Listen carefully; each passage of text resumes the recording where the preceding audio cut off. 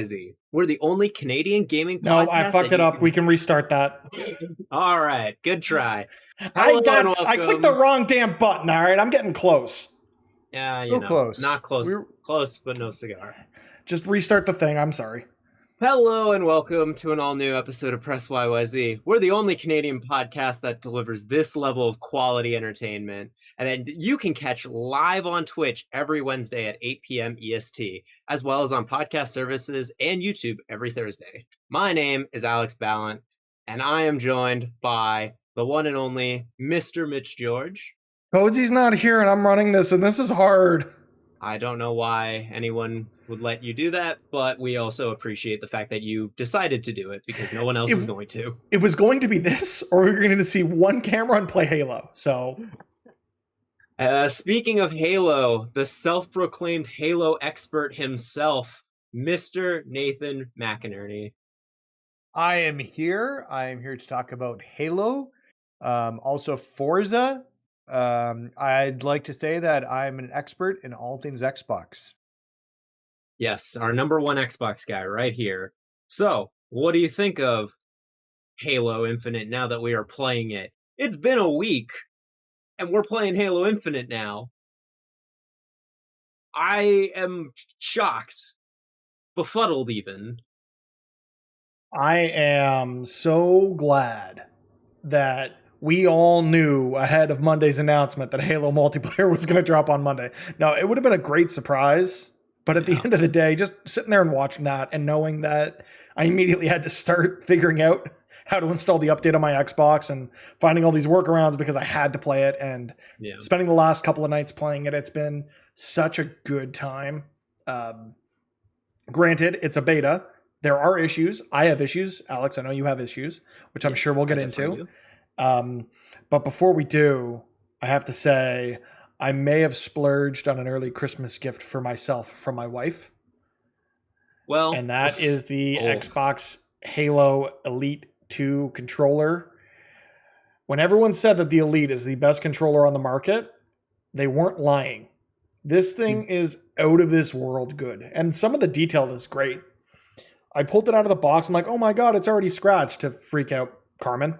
She's like, oh my God, how could they? I'm like, babe, it's supposed to look battle-worn. She's like, she wanted to smack me upside the head, but refrain because we care about each other. But no, I love some of the detail in this, like the 117 up on the top near the control or near the charging port. The fact it's USB-C, which is great. The fact it comes in this phenomenal carrying case, the UNSC logo on it. And what I didn't know about the Elites is they have their own wireless charging dock. I didn't know that. It's awesome. Every night I just pop it right there and it's fully charged every single night. I don't know if the two of you know this about me, but I love magnets. And the fact that this, is magnetically held into the case is just, it's so satisfying to me. Like, this thing is just so well engineered. Yeah. I still got to figure out like what layout I like from the control sticks and stuff like that. And I was having some issues with one of the buttons last night, which I'm hoping isn't an actual issue with the A button because jumping in Halo is important. I hope I don't have to get it fixed, but I will say I've had two Elite controllers now because one of my first one drifted, so I had to send it in and they sent me a replacement. But both times that I've gotten this new controller, the A button has been a little sticky at first, and then just as soon as I use it for more than a couple of days, it becomes natural. Okay, so that's good to hear because I only got it yesterday. So playing it last night, I noticed every few jumps just wouldn't register. Yeah. So I'm hoping that that's something that just works it out over time. Yeah. I am so happy that you got an Elite controller because you are now living in the future. You think, do I really need to spend an extra 100 and something bucks on this controller? Because it's about double an Xbox, a double normal Xbox controller. And you don't. But when you do, you don't regret it. No, not at all. Yeah. So but Halo's been good with that, especially. I'm very curious to hear your thoughts, Nathan, as being probably the most far removed from playing Halo before this game. So he's our expert. Did you not hear him self-proclaim that off the top? Right. Of course. Of course. Yes. Then I would like the expert's opinion on what you think of the game. So yeah, so I'm gonna be honest. I haven't played as much Halo as you guys probably have. I just played that night with you guys. How can you check? Because Alex, you were saying how long you had played, and I wasn't sure where to check that.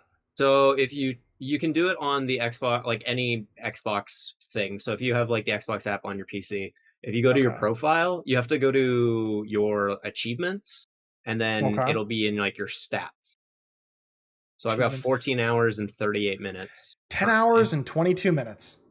And I will say, I did mention off the top, Cozy's not here. If you are listening to us on audio, thank you. If you're watching us on video, Alex, I didn't center you very well in your frame, so you may want to shift a little bit to your right. Okay, let me pull up the... okay. Your other right. Okay. Screen. The other one, the other way. Whatever way you just moved is the wrong way. That way, yeah. Keep going that way a little bit more. And you see Master Chief now. We can just see Master Chief. You're good to go. Yeah, okay, cool. But yeah, no, I definitely clocked more time into Forza this week. I just checked my clock and I'm just about 40 hours in there since it launched. And I'm mostly done it 100% at everything.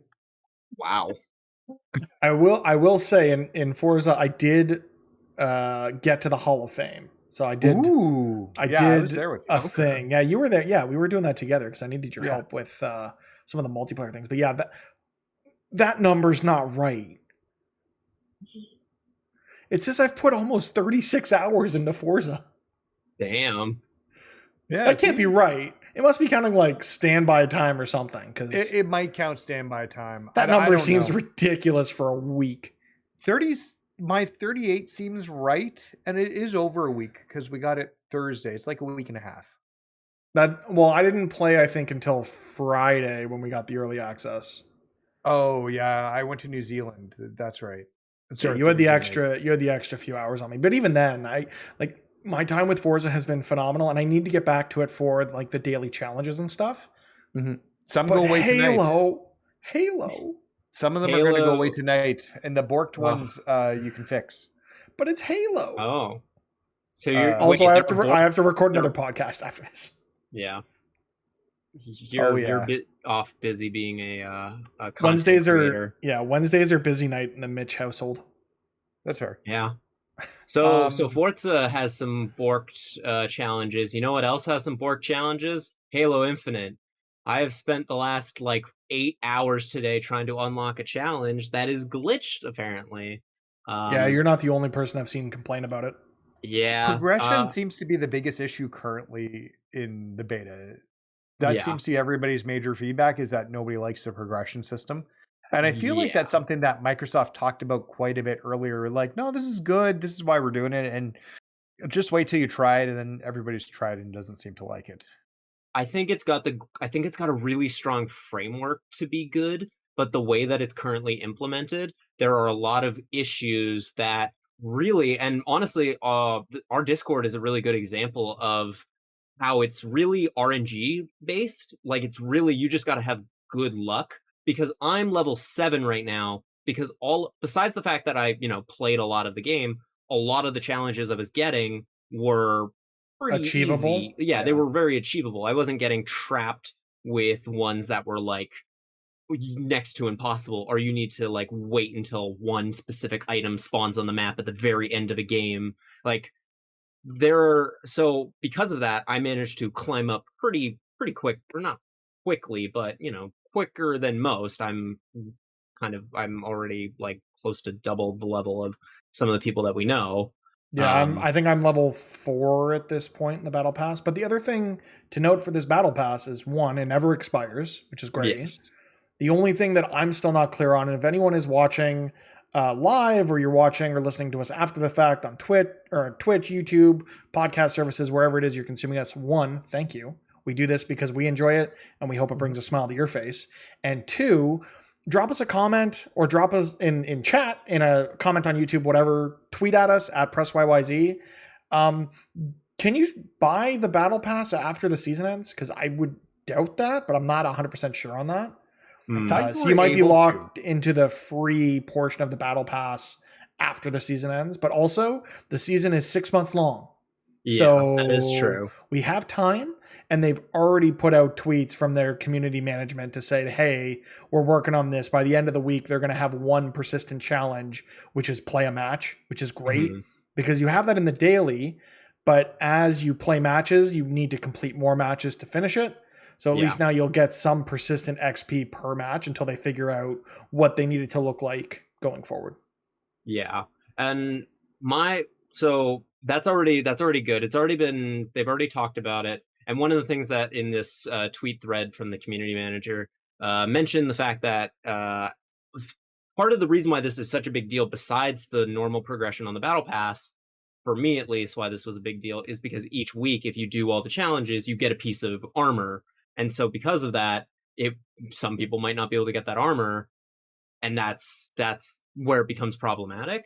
But for at least this week, while they're addressing things and tuning it, if you log on anywhere from the 23rd to I don't remember what the first week, we'll say, just yeah. If you log on anytime during that, you get the gold visor, which is pretty iconic to Halo, having that color of visor. So it's something you kind of want to not keep behind arbitrary walls, and I think it's a good thing that the community, or that they're like giving it away. And as well, it seems like they are already adjusting. They're like, in this tweet thread, they've said that they are removing some challenges that are like people have had the most issues with. There are some that like you have to play on a specific map in like a specific mode for something to spawn, and it's like the chances of it happening and then you getting it and getting all the kills you need it's an insane ask, and it locks then the XP. My biggest fear though with the battle pass, sorry, I just have had a lot of thoughts about this. It's okay. I think my fear is, at least the way the progression system is currently, what happens when you get the next battle pass? How is that XP going to, because if I'm not mistaken, they've talked about how the battle passes, if you're like, you can switch which battle pass you're unlocking towards. Correct. So my fear is if you fall behind and the progression system is this slow, you're and I know this is kind of what they want. They want you to always have something to be chasing, but it just means that like you're just going to be grinding forever, basically.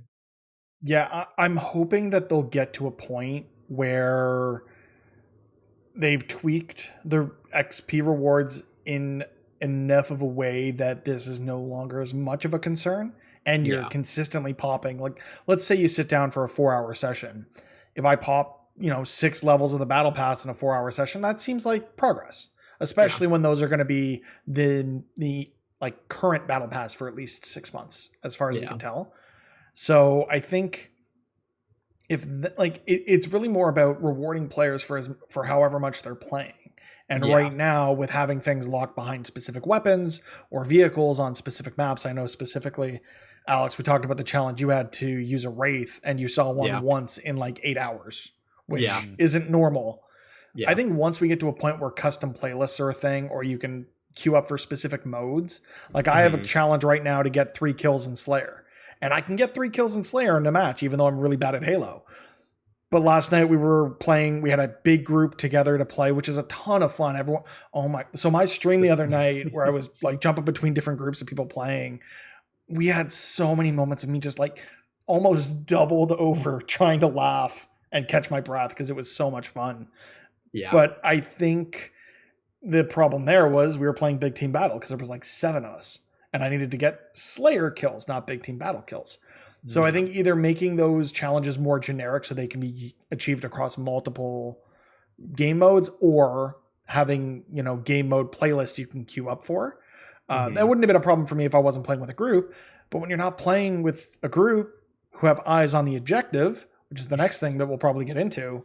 Alex, I'm looking at you. When you're only looking at your challenges and trying to complete those, and you're not capturing the flag, the other team's capturing the goddamn flag, or no one's capturing flags, and the match goes on forever because everyone's trying to get kills with the commando or something.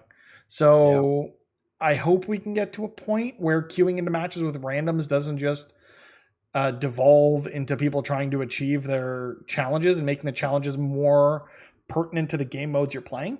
Yeah. But it's a beta. It's in beta for the next 3 weeks. So hopefully they can use this period to tweak it and figure out what next steps need to be. Yeah. And, 343, especially with the Master Chief Collection, they have listened to the community a lot. They know that the community is kind of their lifeblood. And so the fact that they're already taking actions for the current XP system and they're watching it closely, like they talked about that since the last flight. That was one of their outcome reports from it. It's just, they wanted to see what it was like in the game itself when, people started spending money, and unanimously everyone hates it. So I do want to gauge, because I know Alex has, and I know I have. Nathan, do you have any inclination to buy the premium version of the Battle Pass as our resident Halo fanatic, or are you kind of in a wait and see pattern? I'm in a wait and see at the moment. So number one, I need to make sure. I love Halo. Obviously, we've described how much I love Halo. Yeah. Obviously, but I need to make sure it catches me. I put a lot of time into Splitgate. Do you remember Splitgate? It was everyone does, and immediately forgot when Halo came out. But yes, yeah. I played it for like 8 or 9 weeks straight.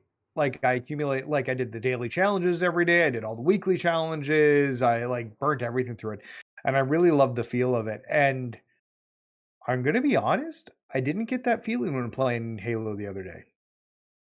And I don't know if it was the lack of the jetpack or it felt a little bit slower than Splitgate. I have a tip for you, and this is a tip that Alex gave me that made Halo feel incredible.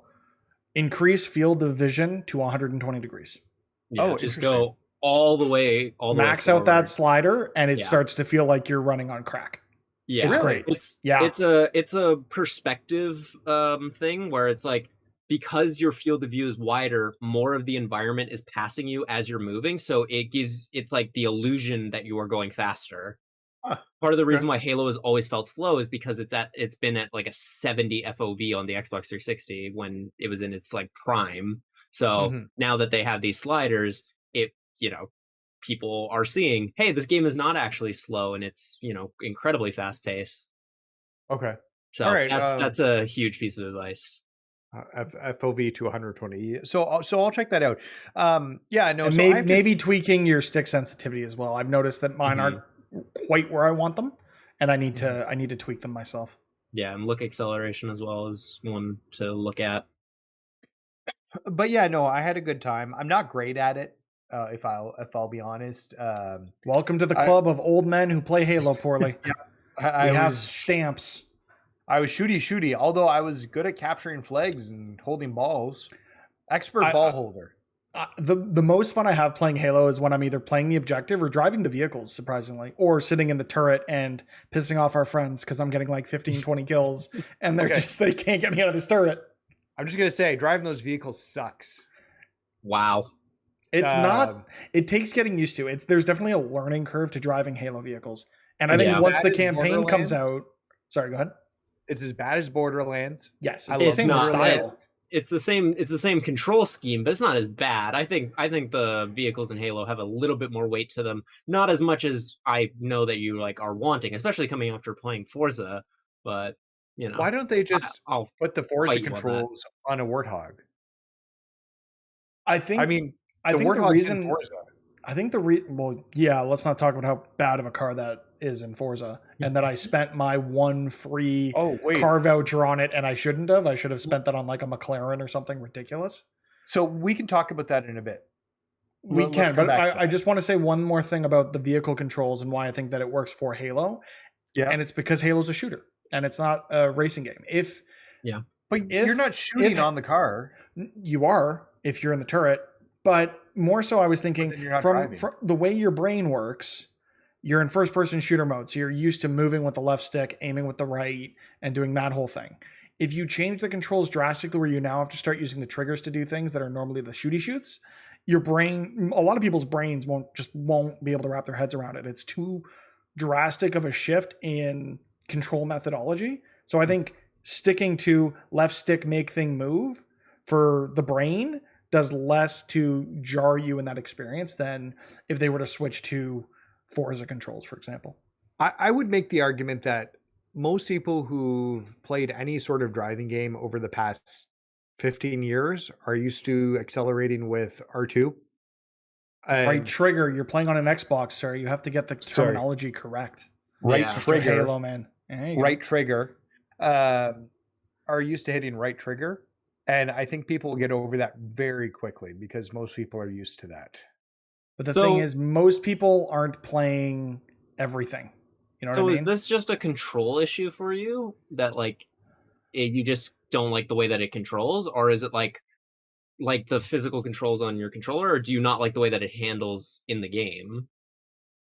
It's more of the maybe handling's not the right word, but just the controls itself for the Okay. driving. And like I had the same issue with Borderlands, and it's not about the weight. It's just, and I got used to it with Borderlands because you have to drive the vehicle so much in Borderlands, and I'll probably get used to it eventually. But Yeah. it doesn't feel good. It feels like I'm fighting against driving. I think the Like, harder thing is you're coming off what is one of the best racing games of all time in Forza Horizon 5. Yeah. And how crisp those controls are, and then coming to another game with vehicles that don't control as well because they're having to figure out vehicle controls and turret controls, vehicle controls that are like they got to balance it between multiple vehicle types. Yeah. FPS controls. It's a lot to manage from a game design perspective, and I think they do a very good job of it. And I think the bigger thing, or the bigger test of the vehicles in this is I'm going to be interested what you have to say, Nathan, about this after the campaign launches and you've had a chance to just play through that and try the vehicles in a way that isn't as pressure? Like competitive. Yeah, there's not as much pressure when you're playing campaign. So I look forward. I took a day off to play Halo in December, and if anyone from work is listening, it was a legitimate vacation day. I took it because that's what I wanted to do with that vacation day. I'm not going to cancel that day just because they moved up the multiplayer. I wanted that day to play through the campaign and experience that story and find out why things are the way they are on the Zeta ring. And I look forward to that and just like there are guns that like I'll pick up a gun and be like, I don't know how this works. And I try to make it work and I'm dead 3 seconds later because someone stickied me from behind. So it'll be nice to have an environment like that to start to test some of these things. And 343's credit, there is the academy, there are the training drills, and I could go through those things and play around with it. But the problem is my friends want to play multiplayer, and I want to do that too because it's fun. So there's got to be something pulling you into these other modes where like the tutorial is cute. Like I went through it and it's like, oh, this is nice. It's got some story. It's got a little bit of story to it, but it's nothing like it's a tutorial for a first person shooter. So it's like, it can't really be anything special. Give me daily challenges or weekly challenges that's, hey, get a sub 35-second score in the commando trial or something like that. Yeah. Don't tie everything to just multiplayer. Give me a way to do that on my own. One, because playing with randoms when they're trying to achieve all of their objectives is difficult. And two, it gives me something to do when my friends aren't online. Yeah. Especially right now where, there isn't anything else to do aside from playing the multiplayer or the training mode. I will say one of the things that has been really nice about this multiplayer coming out is now all of my attention on the campaign, I'm just like, I can feel okay with going radio silent because I don't need to be looking at this game anymore because I'm playing it right now. And that's going to mean that like the story is not going to get as spoiled like the moment to moment. And come December 8th, you can focus just on that and not get that sense of FOMO of all your friends going and leveling up the battle pass, because at that point you'll be a quarter of the way through the battle pass probably. Well, knowing you'll have finished it and won a new one and it's been 3 weeks, but you'll be part of the way through the battle pass. You'll understand how that progression cycle is going to work and can take that day or two or however long it's going to take you, sit down and just absorb the story and not feel like your friends are playing multiplayer, so you got to go do that first, like many people do when new FPSs come out. I know this dropping the way it did, both being free to play and dropping 2 weeks after Call of Duty and 1 week after Battlefield 2042. I don't think Battlefield's not. Battlefield comes out on Friday to the public, so it came out in between. Right. It came out in between Call of Duty and Battlefield, which I think is a Battlefield was like move. Tuesday. It Because I know it was last Friday for the early access, but I downloaded it on Friday, the trial, because I have Game Pass, and plan to get into it over the weekend because our buddy TJ is very, very much into Battlefield. And then this happened. And I don't know if I'm going to keep that thing installed on my hard drive to eventually get to it for the 10 hours I get through Game Pass like other people will. And AJ's with us in the chat saying, it's out for the expensive editions, which I'm okay with. If you want to pay for early access, that's on you. But I think this Forza. Is exactly. I think this was the exact. It hurts Forza. I think because it pulls people's Game Pass attention away from Forza and into Halo. But it also decimates the market in the genre it's in with Call of Duty and Battlefield. So I think it's genius. Yeah. I go ahead. Oh, I was going to say, we had that conversation in the chat. I'm just curious if your thoughts have changed about them kind of overshadowing Forza a week after its launch with the Halo drop. I'm disappointed because I would have liked more time to focus on Forza because I had my whole fall scheduled out because I'm pedantic like that. Yeah. We were going to get Forza. I was going to love it for like 2 weeks. And then I was going to drop everything for Pokemon Brilliant Diamond, Shining Pearl, because that's still going to happen. The game is still coming out on Friday, and I cannot wait to tell y'all exactly how much of that game I have played come next week, if I'm on the show next week. That's still up in the air because I've got some other, for those who don't know, we record this on Wednesday. Every Wednesday at twitch.tv/PressYYZ. And next Wednesday, 2 episodes of Hawkeye are dropping on Disney+, which means I get to record content for the other podcast I do, Disney Plus Us. We get Hawkeye next week? Hawkeye is next Wednesday. We get 2 episodes. Either. And if you would like, we will likely do a watch party for those in the Press YYZ Discord. And if you'd like to join us, invite.gg/PressYYZ, I believe, is the link to join us there. That is correct. I can't wait for Hawkeye. I just read Matt Fraction's run during the summer for the first time, and it's great. So I'm curious to see how that's implemented into Hawkeye. But this isn't a Hawkeye or a Disney podcast. No, but we also got a Spider-Man trailer yesterday. Do we want to talk about that at all? Oh, we did, and it's... Okay, hold on. Spoiler. You're right. Spoiler warning. I warn you now, if you're watching... There's a noise, right? I think there's a noise. I don't know if it's going to work. You want me to make the noise? It's on the stream, at least. Okay. I don't know how that worked. Okay. Cozy's thing worked. So, yes, spoilers here for the Spider-Man trailer that just dropped.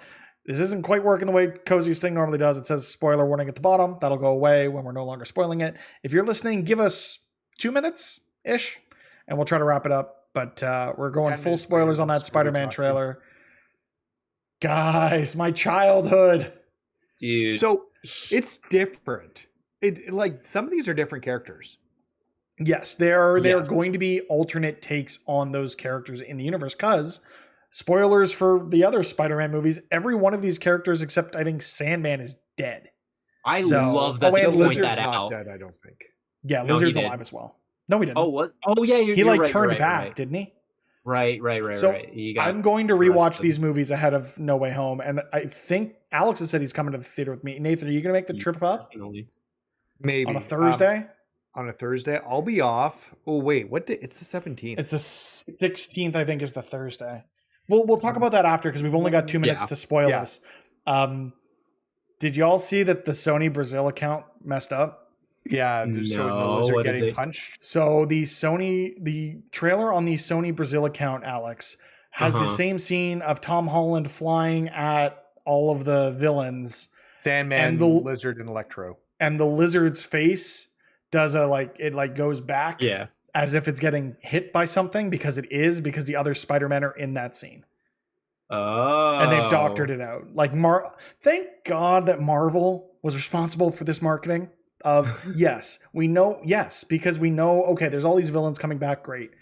But they were able to put the hammer down and say, no, Sony, we're not going to reveal the Spider-Man cameos because we want that oh shit moment in the theater. And I commend Kevin Feige and his team for doing that. I do appreciate that. Go ahead, Alex. Oh, I was saying, I do appreciate that. Though this would be a tangent, so I'm gonna let you speak, Nathan. Okay. How long is this movie gonna be? 2 hours and 47 minutes. It'll be just longer than Eternals, but shorter than Endgame and Infinity War. Okay. I am concerned about the amount of things that are getting into this movie and the amount of time that will be spent on them. Not that I don't want this. I think this is great. And I think if they do this right, it'll be good. Endgame had a lot of different pieces that were all brought together, but that's because there were 20 preceding films to it, I believe, that kind of led up to this. And don't get me wrong, well, there's films that have led up to these. If, say, Jamie Foxx's Electro, which is an all-new incarnation of Electro and looks completely different and more comic accurate than what he was in the Mark Webb films, I'd like to see more story about that. And okay, so apparently, according to the Brazilian cinema chain Ingresso, and as noted by Games Radar, they have it listed at a runtime of 159 minutes. So 2 hours and 39 minutes. So I was close. Yeah, we'll see if that comes true, but I think that's enough time to explore all of these elements they're going to bring into it. They spent 6 hours exploring it in Loki. They're going to spend more time exploring multiverse in Doctor Strange, and I cannot wait to see what they do. Are we done with spoiling it, though? I want to be able to bring everyone back. Alex, was your stuff spoilerish? I was just going to talk about how terrible that poster is, and just how they're all terrible because they're all missing elements. We're going to get posters a week after this launch, and they're going to have more shit. But they're still not great. The Spider-Man posters, we have now completed the trilogy of dog shit posters because, oh my god, the Homecoming poster, horrible. The Far From Home one. I like the Homecoming. I'm bringing people back because we're talking about posters. Yeah. I think I like the Homecoming poster. Which one are you thinking of? I'm thinking of one that was like him lying down in the jacket. Yeah. No, there's that was the teaser poster. There's then the theatrical poster that has Iron Man. It has like all of the faces on it. Oh, it's with him swinging and then Iron Man in the background, or no? Here, I'll link it. I've got it up here. Okay. Iron Man flying with Tony Stark at the top and like Okay, I can't figure that out because Cozy setup is difficult. So y'all can just go Google the theatrical Spider-Man posters and let us know what you think in the comments below. Sorry, I was thinking the one with him in the school jacket on the lying on the that was a cool tower one or whatever. That one was a cool one for sure. But it's all of the ones where they have like the people on the posters with like their masks off and it looks horribly photoshopped. Like there's the Far From Home one that has him, Jake Gyllenhaal, and Samuel L. Jackson, and they all look super, super feathered. Like they look terrible. Do y'all remember? There's a tale of two posters here because there's also a Far From Home one which I pulled up, and this is the one I remember, and it's Spider-Man's mask with travel stickers all over it. That one's amazing. The teaser posters are amazing. Not on this one. No Way Home's was bad too. All the posters they put out for No Way Home have been bad. But don't forget that y'all raised a ton of money for Extra Life, and we thank you very much, which means in just under 2 weeks, we're going to be playing Marvel's Avengers with Spider-Man content. Have fun with that. Yeah, I'm excited. I love me Spider-Man in games, and this version of him looks kind of cool. We'll see if the game is worth playing after this event, but I'm excited to get back to it. Absolutely. Speaking of things to get back to, I don't know what else I want to talk about today, so that's fine. We can talk about something else. I have no second. Let's just talk about Forza for a second. Yeah, let's do it. Sure. Let's talk about Forza. Okay. So, just so everybody knows how much time I put into Forza, I've figured out how to metagame the accolades. Are you familiar with the accolade system? You're using words in an order that don't make sense. Those are like the challenges, right? Yeah. So like when you like win a race, you get so many accolades. Like when you complete a race, you get accolades. But then there's accolades for doing a street race in every single class of car. So like from D class to X class. There's an X class? Yeah. That's how I did my 1,000-meter jump with the X class. I missed a lot this week, apparently. But then there's other challenges like win a street race in a Warthog. When like do these races in a particular car or a particular type of car. So I actually started going to Google Keep and writing down all the cars and the things from the accolades, and then making sure every time I did a different race that I was trying to fit those, if I had those vehicles or things available to me, making sure that I was trying to check off as many that I could do. So all I'm picturing is Charlie Day in It's Always Sunny in Philadelphia with like the murder board of trying to connect all the dots, and that's you playing Forza. Yeah, pretty much. So I've been basically going through. I've done every single race, 3 started. I have gotten almost all the accolades for all the race types, with the exception of a few cars, which I don't have because they cost like a lot of money, and I'm not willing to drop that money till I know what daily challenges pop tomorrow. I've also 3-starred all the speed traps, the speed zones, and the danger jumps. I still have to do the drifts. The drifts is the only thing I really haven't done. I've collected all the boards in the game. I've got all the houses. No, I'm missing 1 board. I need to wait for the next wet season, or dry season.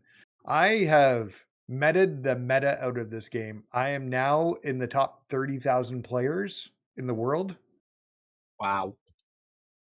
I wish Forza. Pokemon had leaderboards, because everything you're saying about the games you play would be me with Pokemon. And I cannot wait for Friday to get here. Yeah. I checked. Sorry, go ahead. I was just saying, I checked right before I came on. I think it was like 306, like 36,000th out of the almost 10 million players. Did y'all talk about the Pokemon leak last week at all, or no? No, we did not. No, I don't believe so. Total non sequitur, but the entirety of these games leaked like 2 weeks ago, and they're built in Unity. So I can already see the Pokemon mod community having a goddamn field game with these games, because Unity is it's real customizable, and people are going to do some weird shit with Pokemon. And I'm here going to want that. Can I get Thomas the Tank Engine as a Pokemon, please? That's all I want now. Macho Man Randy Savage Pokemon. Oh yeah. Bonesaw is ready. Napa Slim Jim. That's what he said, right? I watched the first Spider-Man a couple of nights ago. I want to watch them all leading up to No Way Home. And why do I have 8 text messages? They're movies. I definitely want to watch one of the best sequels of all time, Spider-Man 2. Again, I will die on this hill, because it really is, especially when you compare it to the original. It is so good, and I will die on this hill. So I've gone the opposite direction, where I had a lot, like, I thought really highly of Spider-Man 2, but then I went back and watched it a few years ago, and it felt slow and plodding. I'm still looking forward. So Spider-Man is my favorite superhero. Like, I had Spider-Man cufflinks at my wedding. I have a Spider-Man face mask. Like, Spider-Man's my jam.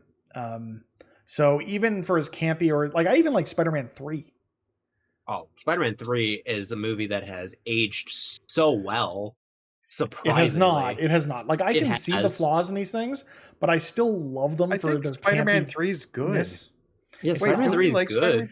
What is wrong with the both of you? It's not good, but I still love it anyway. It has Topher Grace's Venom. I actually think he was a good Venom. Right, what if? Okay, total. Okay, this is me just speculating on what may happen in that Spider-Man movie. If you want to tune out for the next minute because you don't even want speculation, do so now. What if Topher Grace's Venom shows up as one of the bad guys, and Tom Hardy's Venom shows up as one of the good guys? Oh, that'd be cool. It would be awful in the best way. I genuinely would lose my mind. That sounds like the greatest thing. I just want to see fucking Eric Foreman as Venom again. Can I fix Spider-Man 3 for you guys? 1 second though, just to give an update on those text messages. It was my sister. She booked an eye appointment, which she's been needing to do for months because she needs glasses and didn't know it until we said, yeah, you should be able to read those street signs while you're driving. Said we're going to get Taco Bell the day that she goes to that appointment because it's near my house. Nice. She bought Pokemon Pearl. Almost accidentally bought both Diamond and Pearl because there's a bundle available, but then didn't do that, so that was good. And is now planning to come over to my place on Friday to play Pokemon and eat Taco Bell. So that's how my week's going. Sounds like a good week. Poor washroom. We have 2 of them, and we have a bidet now, thanks to a very generous wedding gift. What? Bidets are so good. I will send you the model that TJ bought us because my butt has never felt better. When I was in Taiwan, I fell in love with bidets. I kind of wish we'd gotten the one with the temperature. Like if we do an upgrade to our other bathroom, I'm gonna buy the one that has the temperature control. Oh yeah.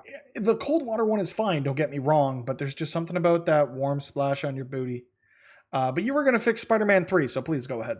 So okay, here's the deal with Spider-Man 3.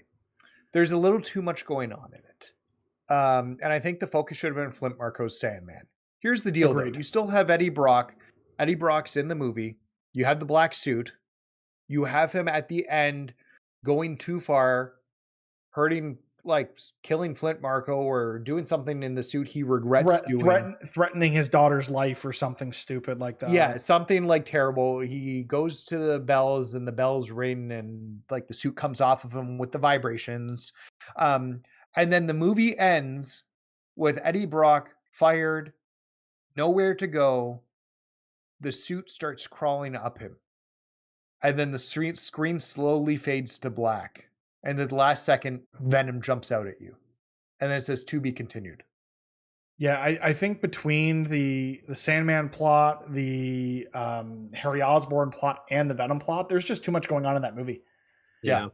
So I will agree. Yeah. I mean, it's very, very well known that Sam Raimi didn't want to have Venom in the movie. He just wanted to do Sandman and then Harry as well as an extension of the plot from the previous movies. Yeah. And he wasn't even like Venom was nowhere in his plans at all because he was like going to do the Lizard next because he'd been setting the Lizard up since Spider-Man 2. Yeah. So really, Venom just kind of didn't belong there, and it kind of really showed. Do you think? And again, we're getting into speculation still, so if you don't want to tune out, I'm sorry, but have a good night. We'll talk to you next week. Is there any chance that any of these Raimi-era Spider-Man characters show up in Doctor Strange: The Multiverse of Madness? Probably not. But it's Raimi, and he's crazy, which I would be true for. Wait, Raimi is directing Multiverse. So yeah, Scott Derrickson and Marvel parted ways over creative differences with the sequel to Doctor Strange, and Sam Raimi was brought in to direct. I forgot about that, actually. Yeah. Maybe. That's possible. There's a lot going on in that movie already, though. Because they've got all the Scarlet Witch stuff that they've got to wrap up division. America Chavez is debuting in that movie. Yeah, and then they've also still got like Chiwetel Ejiofor, his character from the first movie, which will probably be in it. Yeah, like there's a lot going on in that movie. Here's the deal. They can just give me Spider-Gwen and bring Spider-Gwen into the universe, and I'll be happy. I would love, like, again, this turned into us speculating about Spider-Man, so I'm sorry to anyone listening, but it's Spider-Man, so it's fine. I really hope they, because, okay, I don't want, how can I do this without spoiling? I think there's a way that Marvel and Sony mutually write Tom Holland out of the MCU and bring in a new character to be the Spider-Man in the MCU. Yeah. Whether that be Andrew Garfield assuming the name Ben Reilly in universe or Spider-Gwen or something. I don't see why they couldn't do something, but we'll have to wait and see. Can I tell you the problem with this? And as much as I love that, one of the big issues is that Sony just owns everything about Spider-Man movie rights. I know. I'm wondering, though, if some of the negotiation to them getting Tom Holland back in these Sony movies, Morbius and Venom and stuff, might have to do with Marvel getting a character in return, at least for use in the movies with creative freedom or something along those lines. I don't know. That's the thing is there's nothing to say that like Sony can't have its Sonyverse and then Marvel can't be doing something at the same time. That's kind of the whole point of them setting up like multiverse stuff. And so I think it could be we could see two versions of Spider-Man happening at the same time. I think Tom Holland stays as Spider-Man in the MCU. I don't think it's going to go away. I think he comes back to it. I don't think this is writing him out permanently. No, I think he's contracted to at least one more appearance in the MCU. So I could see them taking the character and putting him in that world because the world knows he's Spider-Man or something for a while and leave somebody else behind to take on the mantle from all the multiversal craziness we're going to get in Spider-Man and in Doctor Strange. And then kind of go from there with that character appearing more often. And then 5-10 years from now, when everyone has kind of, Tom Holland's doing his things, doing the swinging and the Nathan Draking and all that, and you have some cataclysmic event that brings the multiverse together. Hey, look who shows up! It's Spider-Man. He's gonna do a backflip, and the whole theater freaks out. Maybe nostalgia fuel is real, and that's kind of what this movie is riding on. Yeah. So, okay. Do we think Sony's deal with Marvel as part of the reason for the exclusivity of Spider-Man on the PlayStation console? No. I always thought it did have something. I thought I remember Adam Boyce saying that it helped that they already had a pre-established relationship with Marvel with the Spider-Man IP at Sony, but it didn't make or break the deal. It wasn't necessary on Xbox in any way. And we're not even talking just the Spider-Man games or one Miles Morales or two, the upcoming 2. But he's also not in Avengers. Yeah. But he is in Marvel Ultimate Alliance 3, which is on the Switch. Yeah, so I don't think console exclusivity of the character is a thing. I don't know what those agreements are like, though. Yeah, I think it, especially when the deal first happened, it wasn't like a thing. But I think Sony kind of used that as a bargaining chip for Square Enix. I mean, and Spider-Man has been multi-platform before. You go back to the Activision days, and those games were everywhere. Yeah. And but there wasn't speaking of Activision, oh fuck, I know. Yeah. Do we want to talk about this, or we want to just say fuck Bobby Kotick and move on? Fuck Bobby Kotick. Fuck Bobby Kotick and fuck Activision Blizzard entirely. I wouldn't say entirely. There are people there that are not. Activision anyone who supported this misogynistic or not misogynist. I don't want to speculate, but support this person covering up these atrocities. Anyone supporting that is he can't wrong. Be in charge. He just can't be in charge. It's unacceptable. He needs to resign. The fact that the board's backing him at the moment is gross. Despicable. Did you see that Jim Ryan came out to say how can he still be there? Yeah. So good on Jim Ryan, because he doesn't talk about this stuff very often, but this is a legitimate business concern. Jim Ryan's mostly just a businessman, and so we don't really see him speak out. But he's looking from a business perspective. Apparently, Sony had reached out to Activision a day or two ago, saying, "What are you guys doing to fix this?" The only reason they made this public is because they hadn't done anything, really. Yeah, but Schreier got the leaked emails about Jim Ryan. Yes, but the problem is, and I think AJ raised this in the chat, if he's terminated without cause, which is I'm sure what they're going to negotiate to, because he's not going to leave if he doesn't get his severance package is almost $300 million. Yeah. Which is absolutely stupid, and corporate America and capitalism in general, the way that it's structured right now, is only structured to support the rich and to support terrible people like this in positions of power who do bad things. And it's wrong, and there's nothing we can do about it, which is unfortunate. People saying, oh, vote with your wallet, don't buy those games. Then the developers who live based on bonuses, based on game performances, can't do the thing they love to do anymore. And it's more than just the figurehead. It's more than just the board. There are people that this is going to impact. Those people that are doing terrible things are not going to know what it means to not put a meal on the table. And there are other people working at that company. If the industry says, no, fuck them, throw them out with the bathwater, this whole company's got to go under, that won't be able to feed their families. So it's such a nuanced situation of, yes, the people who are doing bad things should be held responsible for those bad things, but we can't paint the entire organization with that broad brush, because not everyone is involved in this. I've seen Activision Blizzard King employees tweeting out that this is heartbreaking, that they can't believe something like this is happening at a company that they love to work for. A lot of us work for companies, we love the work, but the company might be doing some shady shit.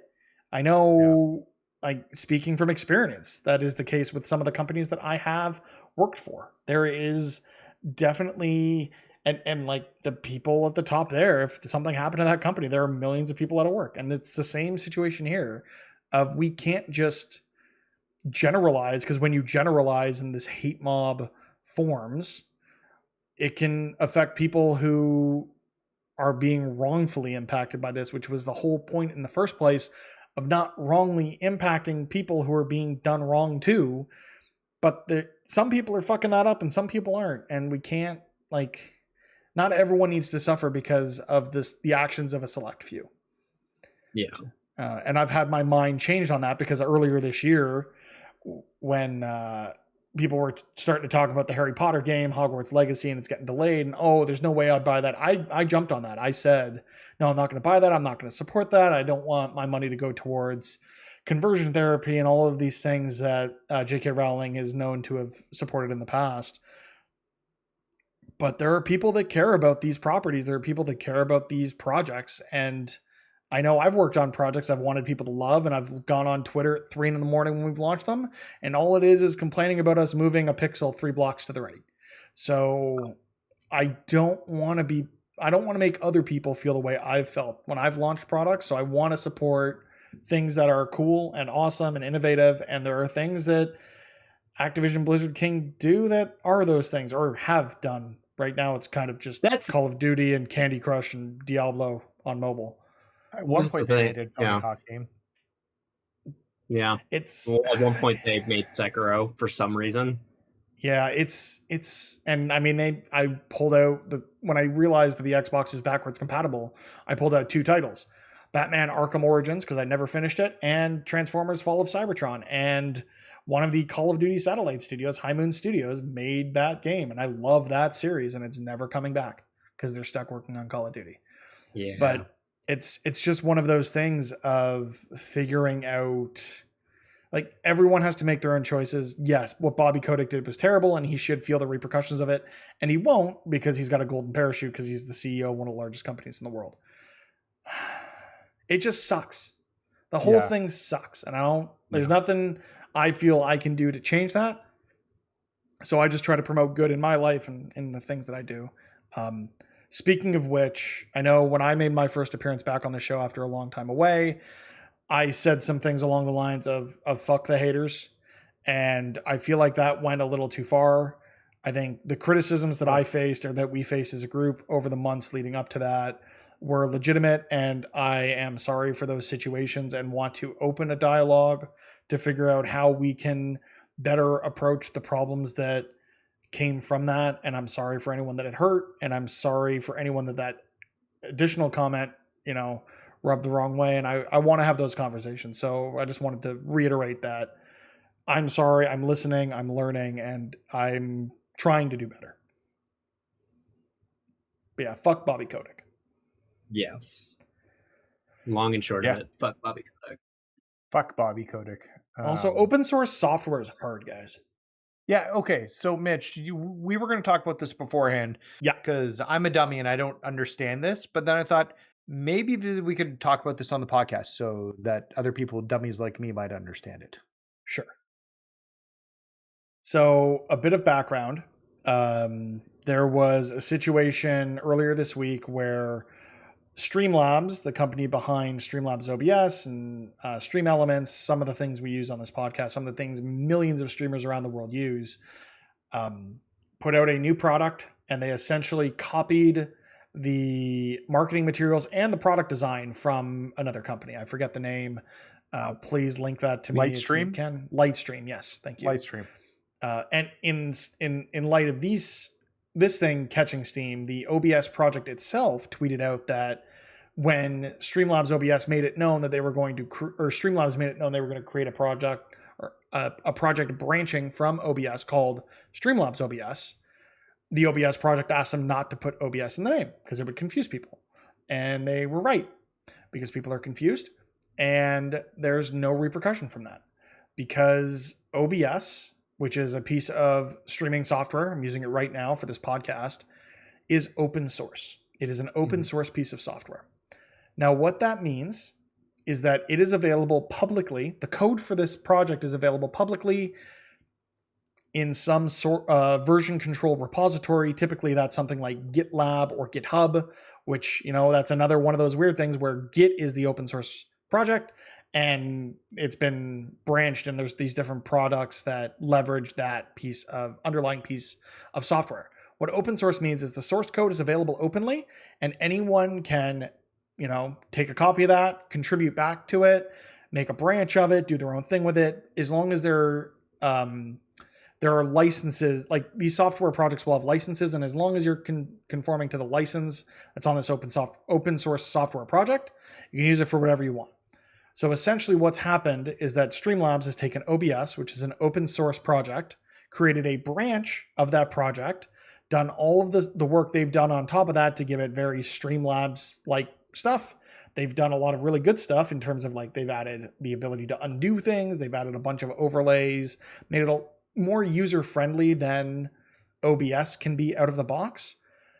And their project is also open source, which was likely due to the licensing on most open source projects. When you branch them, unless you're doing something in private or for private enterprise, it's going to be open source itself as part of the agreement. But they're also selling portions of Streamlabs OBS. There are premium features that you cannot get unless you pay them. Mm-hmm. So they've essentially taken this project that was free and open source and available to anybody to do whatever they want with it, because they have the original source code, and made a business out of it.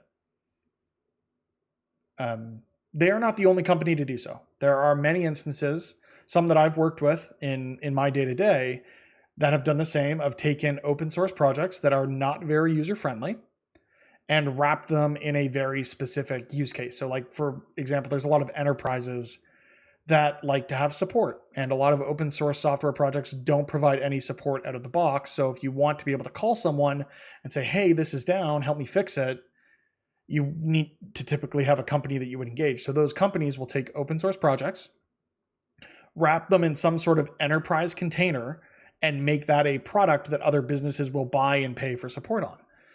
And the practice of taking open source software and commercializing it is not new.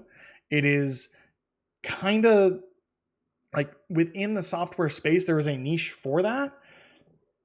But a lot of companies have kind of exploited open source projects for their own benefit without either properly compensating or properly attributing the original creators, which could be thousands of people working on some of these projects. And typically open source projects are maintained. There are a lot of large corporations that maintain open source projects. Netflix comes to mind, Facebook. A lot of websites these days are built in React. React is a framework that was built by Facebook for building web applications or websites.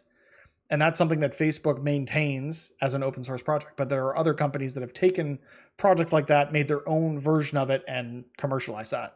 So there's a lot of gray area where it comes to open source projects and their commercial viability or their commercialization in the software space. And this just kind of lifted up the carpet, and you got to see some of the dirt that had been scraped under it where it comes to OBS as an open source project. And there are many of these across many industries that people really don't know about. And this is the first time, at least that I've seen, that the streaming community specifically picked up steam on this Streamlabs story and shined a light on what is kind of a dark spot in the world of software development. Yeah, I honestly, like, I didn't know anything about this going on currently with OBS, or just even this practice really in general. So this is, like, really enlightening. Mm-hmm. Very much kind of what can the normal person, normal consumer do anything about this? Like, what would you say? What do you say people should do? If given the option to support the commercial product or the private enterprise product versus the original open source project, seek those out. Support those projects directly, whether it be monetarily. A lot of them accept donations that go towards being able to support these projects. Find projects you're passionate about. Like, if there are pieces of software you use religiously, for example, we use Audacity for recording this podcast most weeks. We're not doing it today because today was today. But there are projects like that, like OBS, like Audacity, that we use on a day-to-day basis and don't realize the amount of man hours that go into these things on a volunteer basis.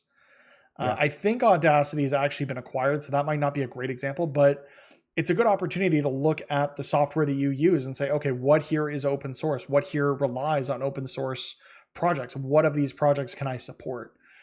because we're also tied into software these days. You can't get away from it.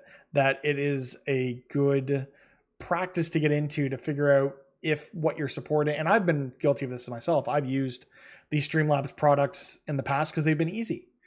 Mm-hmm. And I think supporting open source projects directly is not necessarily the easiest way, but from a moral perspective, at least for me, I think it's the right approach.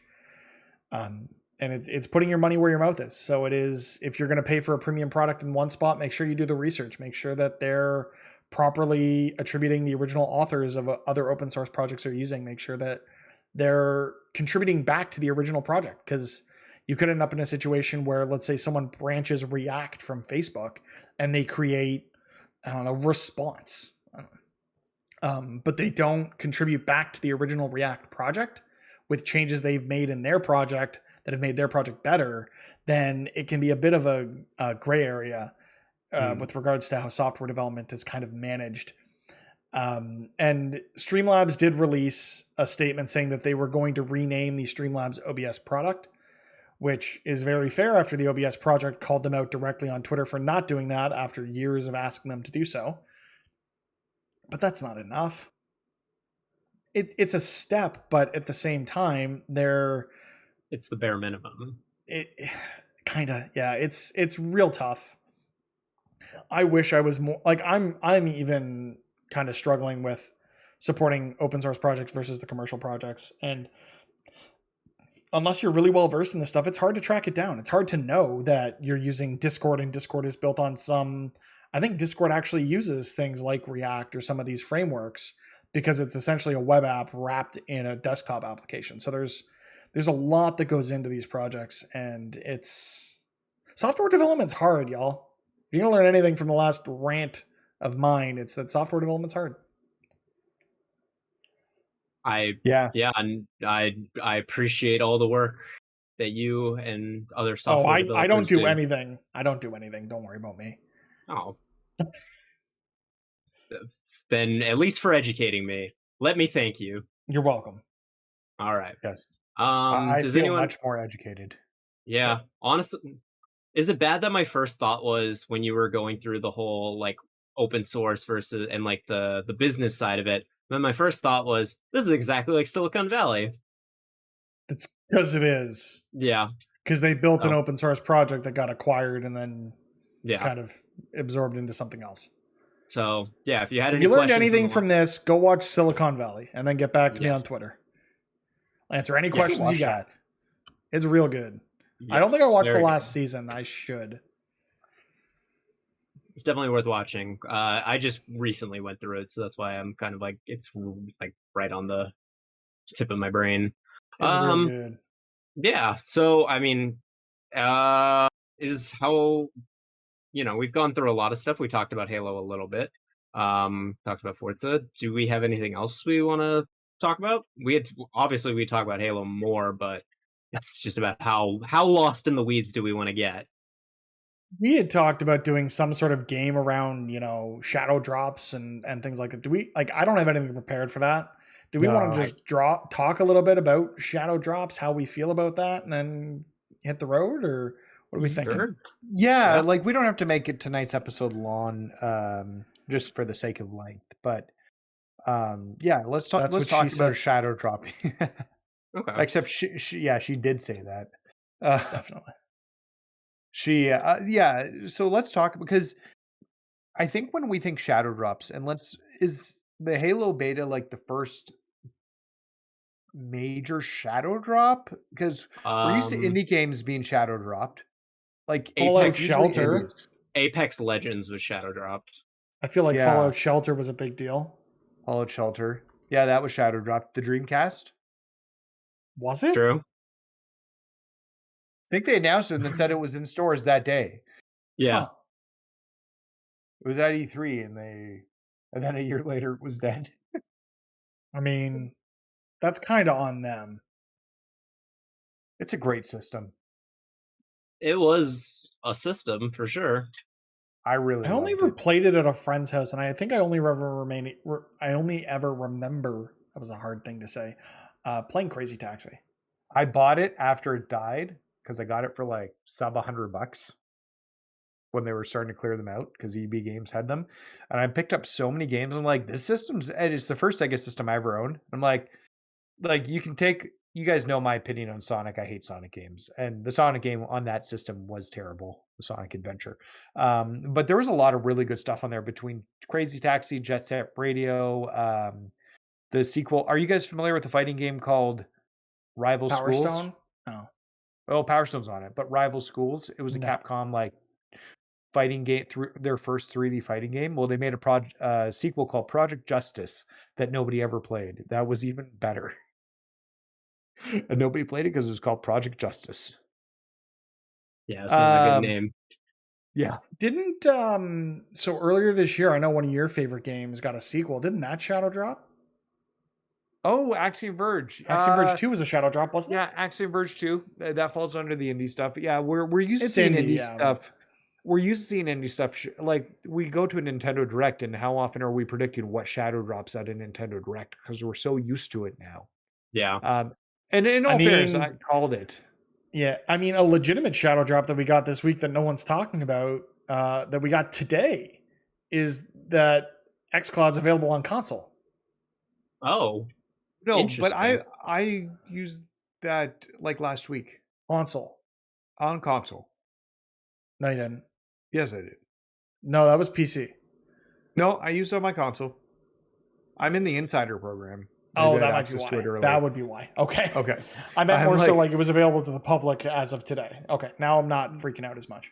But do services like that count when it comes to shadow dropping?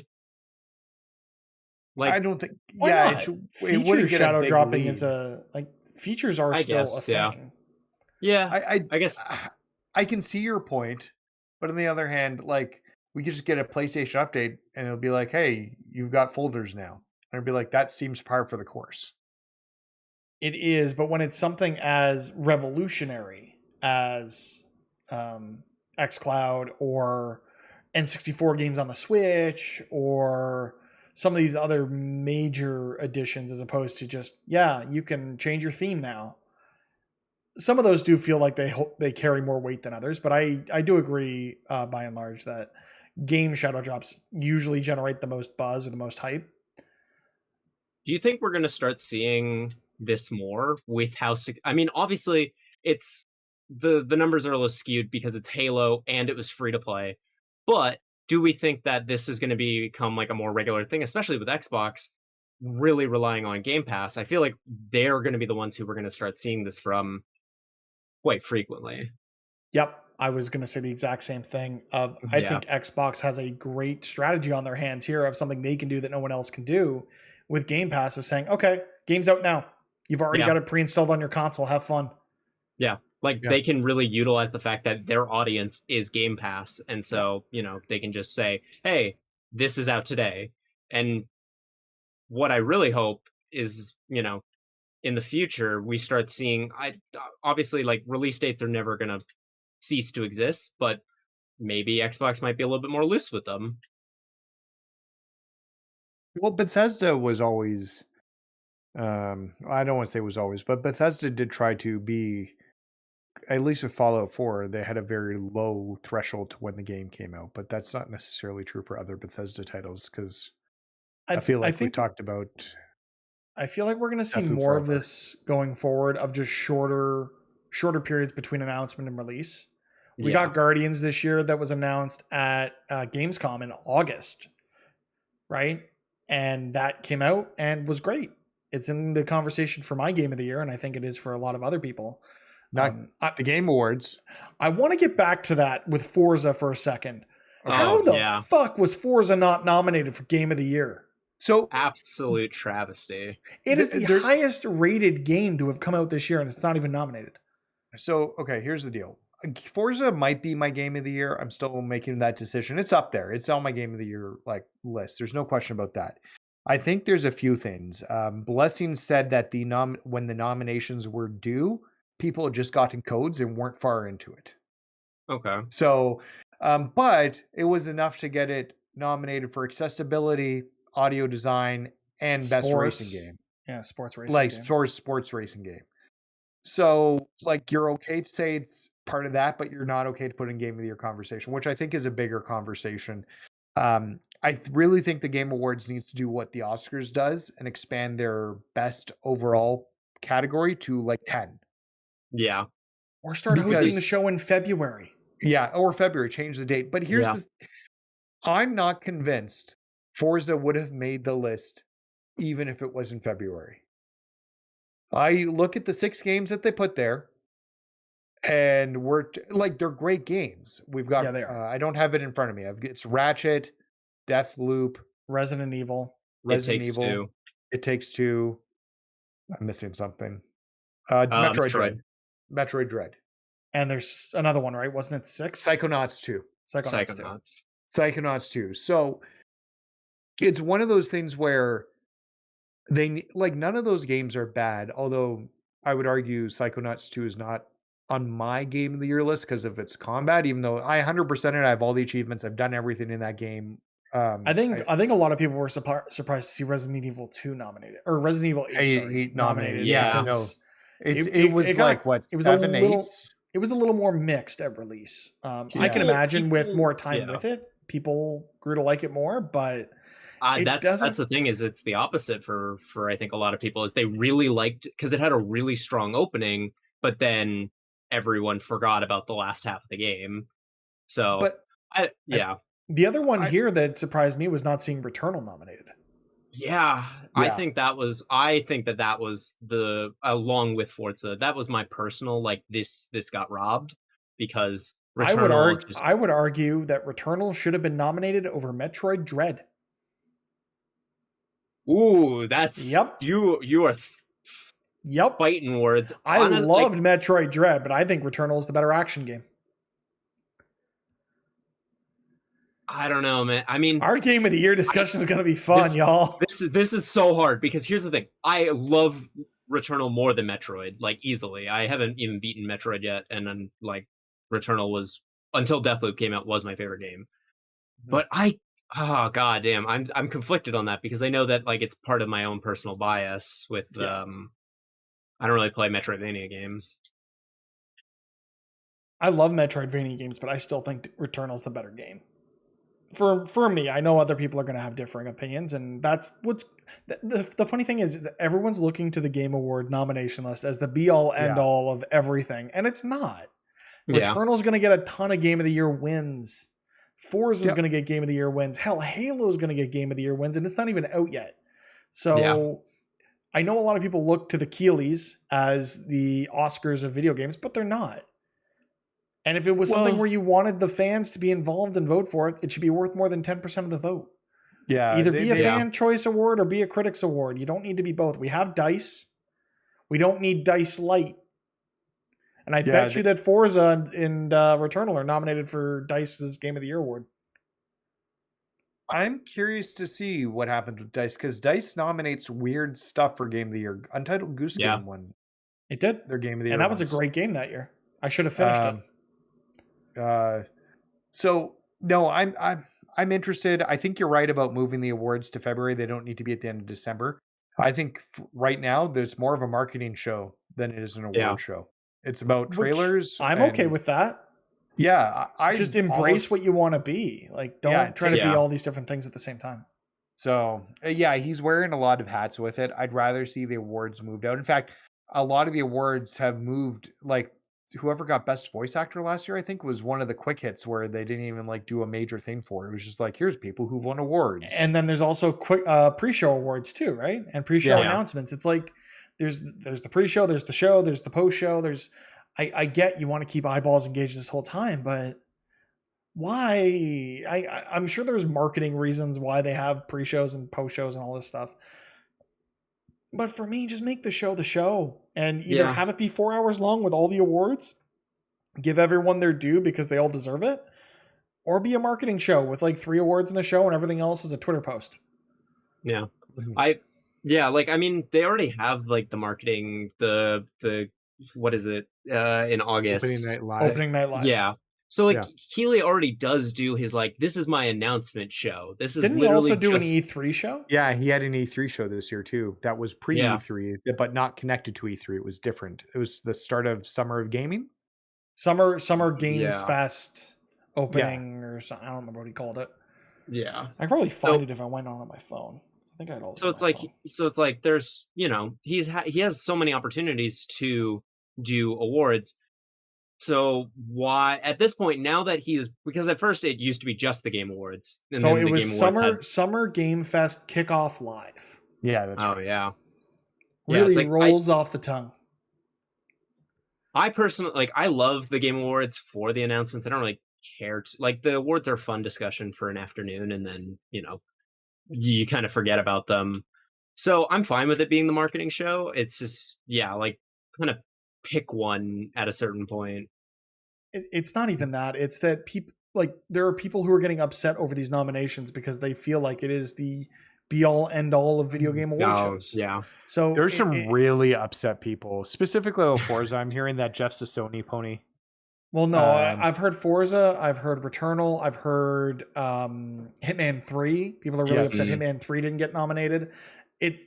Why are we getting upset? I get why people are getting upset because these are things that we care about. But if that was the case, make it a fan show. Don't have it be a critic show. We have a critic show. I don't know. Yeah. What I'm more curious about... the fan vote award is going to go to Forza because of all of this, or it's going to go to something dumb to just show that this whole idea can be skewed one way or another. I don't know. Well, the fan vote. Ghost of Tsushima won the fan vote when they didn't win Game of the Year. Yep. Mm-hmm. And I think Smash Brothers won the fan vote when it wasn't eligible for Game of the Year. Yeah. So it'll be interesting to see what happens with the fan vote awards. I'm more curious about what the individual outlets look like. As you've talked about, there will be I'm not even looking at my camera. There will be hundreds of gaming outlets saying what their games of the year are. IGN, GameSpot. And what do those look like a month from now? I'm curious, especially with the reaction to these game awards. Do people go back and look at something like Forza who haven't played it? Because there's people who've played Forza who don't play racing games because it's accessible to them on Game Pass. Yeah, Brian Altano, I'm one of those people. Yeah, you're one of those people. Brian Altano. And now you want a Forza controller. Yeah. Yes. Brian Altano on Twitter has been, he's like, I'm not a racing guy, but I love Forza. It's an open world game. That's what the way he's looking at Forza. It's an open world game. It's a checklist game. I'm curious to see now what these other outlets do and what they look at, especially after everything that's happened with Forza being left out, with Returnal being left out, with because I think IGN actually has expanded their Game of the Year nominees as well to have more options in there, because there's so many categories out there that it's hard to, you're putting somebody in the dust. Yeah. Also, I do want to say that It Takes Two getting nominated. I haven't played it. I've got to play it soon, but I'm super happy to see it being nominated. I can't wait to give that one a shot. Now that I've got extra controllers for the Xbox, I'm probably going to play through that with my wife. Yeah, I've heard it is very much a relationship game. Yes, definitely. My wife's not into games. I'll play with you. Animal Crossing. We have a relationship. It is. Yes, it's true. I would say, though, for a game that's not for, I think it's pretty accessible to people who don't play games. I think it was kind of designed with that in mind. It's never really, hard. And the whole point of the game, almost every single puzzle is about co-op, and it's not about being good at platforming or anything, even though it is a really good platformer as well. So I'd say don't rule it out. I think you might be surprised, but we'll see. Yeah. We'll see. I have to talk her into it. I think that's the bigger deal. Fair. That's fair. There's a mental hurdle to it. It's not even just the gameplay of it. But maybe if I show her to her, if not, I can play with my boy. I just don't know if he'll get it as much. Again, this boy will play it with you if you're looking for someone to play it with. I'm sure you've got any number of people in our Discord that'd be happy to play it with you, whether that be on stream or off stream. And you can look forward to us reacting to everything Game Awards when we probably do a live reaction to the show here. What day is it? Maybe? I don't know. The Thursday. I don't know which Is it day. the Spider? It better not be the Spider-Man Thursday because No, I'm not. it's the day. Oh, it's the 9th. Before. It's the 9th. Halo. Yeah, it's If I'm not December mistaken, 9th. Yeah. So if it's on a Thursday, really not a Friday? I thought it was a Friday. It's always been on Thursday. Yeah. Oh, okay. Well, then what we can do is just react to that instead of me streaming. We'll figure it out. We can make our episode it. Well, maybe we'll figure out what it's going to be, but you can look forward to more Game Awards reactions from us come December. And I think with that, Alex, take us out. Yep. And with that, that is the end of our show. If you liked what you saw, you can follow us on Twitter at PressYYZ. And obviously, as well, if you're watching this on YouTube or listening to this on podcast services, we stream live every Wednesday at 8 p.m. twitch.tv/PressYYZ. And now, Mitch, where can people find you? Oh, wait, everything is in the description down below. That's all, folks. I haven't hosted in a while. Have a good night. I don't know how Cozy's outro works on these buttons, so I'm just going to say ba-da-da-da-da-da. Bye.